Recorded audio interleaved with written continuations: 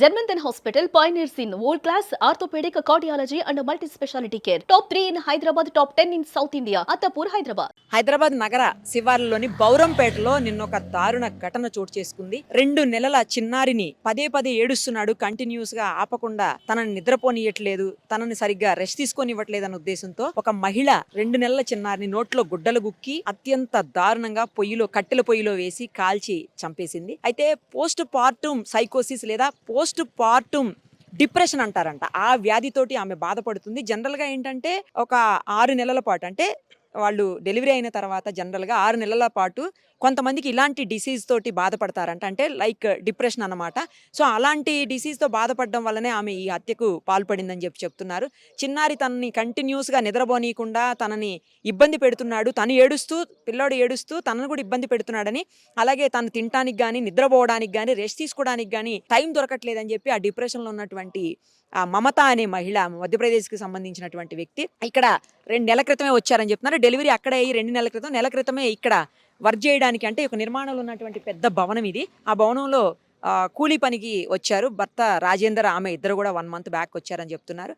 So ఇద్దరు కలిసి ఇక్కడ నివసిస్తున్నటువంటి పరిస్థితి. లోపల రూమ్లో కట్టెల పొయ్యి దగ్గర ఆ పిల్లోడికి నోట్లో గుడ్డలు గుక్కేసి మొత్తం కళ్ళు కూడా గంతలు కట్టేసి ఆ పిల్లోడిని తీసుకెళ్ళి ఆ పొయ్యిలో పడేసేసిందని చెప్తున్నారు. సో ఆ బాబు సగం కాలిపోయిన తర్వాత భర్త వచ్చి ఎందుకు ఈ పని చేశాను గబుక్కున పిల్లోడిని అప్పుడు బయటికి తీసేసరికి అప్పటికి ఆ బాబు చనిపోయాడు. ఎందుకు చేసావు ఈ పని అని అడిగితే అతని మీద కూడా అరవడము, అతన్ని కూడా గట్టిగా విచిత్రంగాను చాలా దారుణంగా ప్రవర్తించినటువంటి పరిస్థితి. వెంటనే పోలీసులకి ఇన్ఫార్మ్ చేస్తే పోలీసులు వచ్చేసి ఆమెని అరెస్ట్ చేసి తీసుకుని వెళ్ళారు. పోలీస్ స్టేషన్లో కూడా ఆమె వింతగా చాలా అగ్రెసివ్గా బిహేవ్ చేసిందని చెప్తా ఉన్నారు. అంటే ఇది ఒక మానసిక వ్యాధి.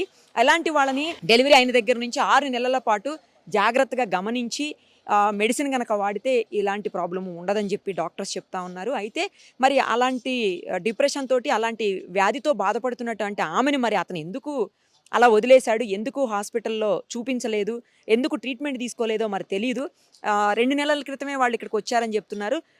నెల క్రితం, అంటే 2 నెలల క్రితం బాబు పుట్టాడు. నెల క్రితం అంటే బాబు అక్కడనే పుట్టాడు. నెల క్రితమే వాళ్ళు ఇక్కడికి వచ్చారు. కానీ ఎంత దారుణం, ఎంత డిప్రెషన్లో ఉంటే మాత్రం కన్న బిడ్డని, చిన్న పసిగుడ్డు 2 నెలల పిల్లోడిని ఎలా చంపాలనిపించింది, ఎలా కట్టి ఎత్తి పొయ్యిలో వేయటం, అంటే తన చేతులతో తాను చేసిందే కదా. తానే కన్న బిడ్డని తానే అంత దారుణంగా మనం వింటుంటాము. పాములు వాటి పుట్టిన పిల్లల్ని అవే తినేస్తాయి అని చెప్పేసి. అవి జంతువులు కాబట్టి వాటికి విచక్షణ ఉండదు కాబట్టి, లేకపోతే అవి విష సర్పాలు కాబట్టి అలా చేస్తుండొచ్చు. కానీ మనుషులు కూడా ఇలా చేయటం అనేది, అది ఏదో డిప్రెషన్కు గురైందని, ఎంత డిప్రెషన్ ఉంటే మటుకు గొడవ చేస్తారేమో, అరుస్తారేమో, లేదా ఇతరులతో గొడవలు పడతారు. కానీ ఇంత దారుణంగా కన్న బిడ్డని వేరే వాళ్ళ మీదనన్నా దాడి చేస్తారేమో, కానీ కన్న బిడ్డ మీద, 2 నెలల పసిబిడ్డ మీద అంత కక్ష ఏంటి? నిద్రపోనీయట్లేదని చెప్పి, కేవలం నిద్రపోనీయట్లేదు, రెస్ట్ తీసుకోనీయట్లేదు, సరిగ్గా తినడానికి ఆమెకి సమయం దొరకట్లేదని చెప్పేసి బిడ్డను హత్య చేయటం ఏంటి? అసలు ఇలాంటి ఘటనని, అంటే కేవలం ఈ రీజన్తో తను తినడానికి, పడుకోవడానికి సమయం దొరకట్లేదు, ఈ పిల్లాడు కంటిన్యూస్గా ఏడవడం వల్ల అలాంటి సంఘటన, అంటే ఇలా దానివల్లే హత్య చేసినటువంటి సంఘటనని మేమైతే ఇప్పటి వరకు అసలు మీడియాలోనే చూడలేదు. మీడియాలో కాదు, అసలు ఎక్కడ జరిగి ఉండదు. మీడియాలో ఎన్ని సంవత్సరాలు అయినా కూడా మేము ఇలాంటి ఘటన చూడలేదు. చాలా చాలా బాధ అనిపిస్తుంది. అది చూపించడానికి కూడా వీలుగా అనంతగా కాలిపోయింది.